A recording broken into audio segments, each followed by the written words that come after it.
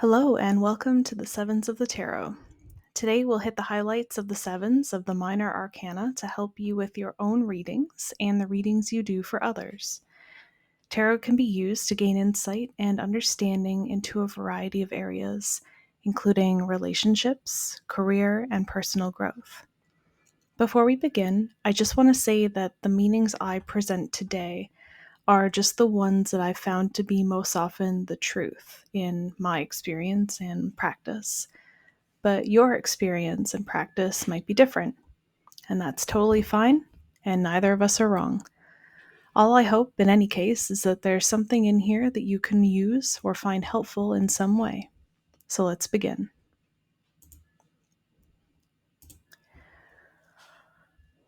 The sevens in the tarot are deeply symbolic cards, representing a critical turning point in personal growth and decision making.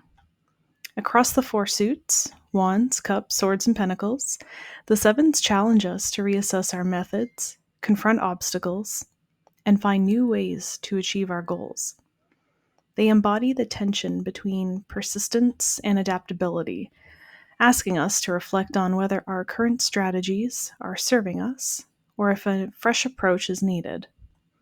With their connection to themes of endurance, victory, and inner mastery, the sevens offer a profound opportunity for self-reflection and transformation. Numerologically, the number 7 is often associated with potential and perfection. It symbolizes the interplay between the divine wisdom, the triad, and earthly stability, the tetrad. This duality invites us to step forward with intention, balancing spiritual insight and practical action. In tarot, sevens are linked to the energy of Saturn, which signifies maturity, discipline, and the tests of life. This tree of life is a diagram used in the Kabbalah, a form of mysticism with origins in Judaism, and is a way to visualize the different facets of divinity. The sephira represent the different containers of that divine energy, and the paths represent the different ways in which that divine form of intelligence interacts with the world. The tree of life is made up of 10 spheres, or sephira, which are connected by 22 paths. Each sephira is representing a different aspect of the divine, and the paths represent the connections between them. The ultimate goal of Kabbalah is to understand and connect with the sephira in order to achieve enlightenment and union with the divine, however you perceive it. The Smith Rider Waite deck was created by members of the Golden Dawn, and while we won't get further into the history of that today, we can see clearly that the deck makes many references and connections to Kabbalah. For instance, each path on the Tree of Life corresponds to a Hebrew letter, and each major arcana card corresponds to a Hebrew letter. When we use the deck and peel back each layer of each card, all of that wisdom and understanding kind of harmonizes into a meaning or insight we can use. In my practice, I use the Tree of Life to help find the roots of issues I consult tarot on. So that's why each of these videos touches on this topic as it relates to tarot. So the sevens in the tarot are deeply connected to the concept of change, reflection, and the realization that persistence alone may not suffice. A new approach is often required to achieve success. Rooted in the symbolism of Netzach, the seventh sephira on the Kabbalistic Tree of Life, the sevens represent mastery, endurance, and victory. Netzach is associated with the divine energy of perseverance, the ability to overcome challenges, and the drive to move forward with determination. The sephira also embodies the power of choice and the balance between active and passive endurance. Netzach, often described as victory, is the realm of triumph and ambition. It captures the essence of sustained effort and the inner strength required to achieve mastery. Its planetary association with Saturn highlights themes of discipline, restraint, and the maturation process. Saturn's influence emphasizes the need for structure, foresight, preparation. Those align with the lessons of the sevens, to understand the obstacles ahead and navigate them thoughtfully. The imagery of the Seven of Wands often depicts a figure standing on a higher ground, fending off multiple wands that seem to attack from below. This vantage point symbolizes an advantage, but it also emphasizes the effort required to maintain it. The mismatched shoes in some versions of the card suggest hastiness or imbalance, hinting that the challenge may have come unexpectedly or caught the individual off guard. Despite this, the figure remains steadfast, embodying valor and grit. When drawn upright, the Seven of Wands often points to situations where the querent is facing opposition or criticism. It encourages standing firm in one's beliefs, defending one's position, and maintaining integrity despite external pressures. Whether this involves competition in the workplace, challenges in relationships, or personal struggles, the card suggests that victory is possible if one remains committed and resilient. The card's energy is relatable in everyday life.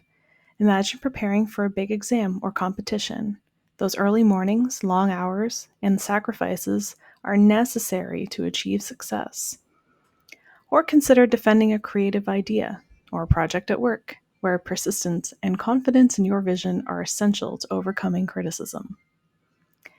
Even in personal relationships, the Seven of Wands speaks to the courage to assert boundaries or pursue commitments despite obstacles.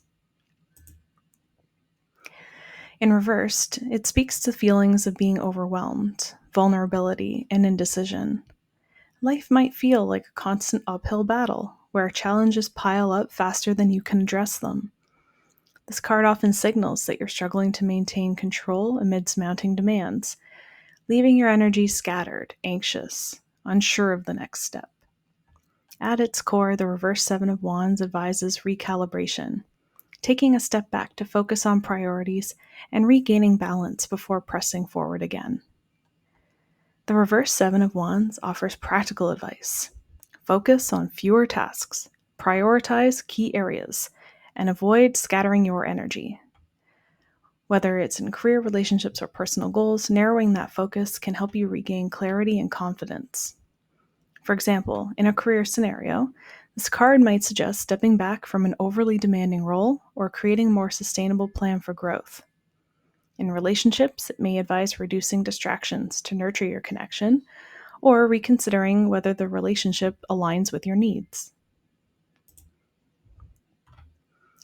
The Seven of Swords is a multifaceted card, often stirring curiosity and introspection.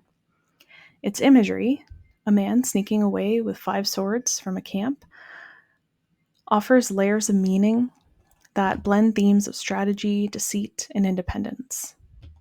The man's posture, looking backward while moving forward, hints at both caution and audacity, symbolizing actions taken in secrecy or situations requiring careful maneuvering. While this card may initially seem negative, its interpretations reveal both shadowy and empowering possibilities. The card champions independence and unconventional thinking. The figure moves of its own volition without seeking permission or validation. This suggests a need to trust oneself, even when the path diverges from traditional norms. For example, this card might appear when you are considering a bold, non-traditional approach to a problem, such as leaving a corporate job to start your own business, or pursuing a dream that others just don't understand. It whispers, do what you feel is right for you, even if you have to tread carefully. Seven of Swords reversed carries a powerful message about honesty, openness, and the consequences of deception. This card often reflects situations where hidden plans or secretive behaviors come to light, leading to revelations, accountability, and a shift in how things are handled. It encourages a move away from stealthy or manipulative approaches and emphasizes seeking guidance, collaboration, and clarity. In the reversal, this card suggests that secrecy or dishonesty, whether intentional or not, will likely be exposed. It can symbolize the end of deceit, whether it's someone else being dishonest with you or your own self-deception. If you've been avoiding facing certain truths, the reverse Seven of Swords nudges you toward accountability and encourages you to address the situation openly. This could mean coming clean about past actions, seeking forgiveness, or reassessing your plans to ensure they align with integrity. In essence, this card reminds you that honesty is often the best policy. The Seven of Cups is a card rich with imagery, representing choices, illusions, and the power of imagination. In the card, a figure gazes at 7 cups floating among clouds, each containing a different symbol of temptation or aspiration. This imagery evokes feelings of wonder, indecision, and the allure of possibilities. It also warns the dangers of illusions and superficial desires. At its core, this card symbolizes the realm of imagination, where dreams and fantasies take shape. It invites us to explore the possibilities before us, but cautions against being misled by enticing but fleeting options. The cups represent various aspects of life, such as relationships, achievements, material wealth, and spiritual growth. However, not all choices are as they seem, and some may lead to disappointment or distraction if pursued without discernment. In its reversal, it carries a message of clarity, determination, and realism.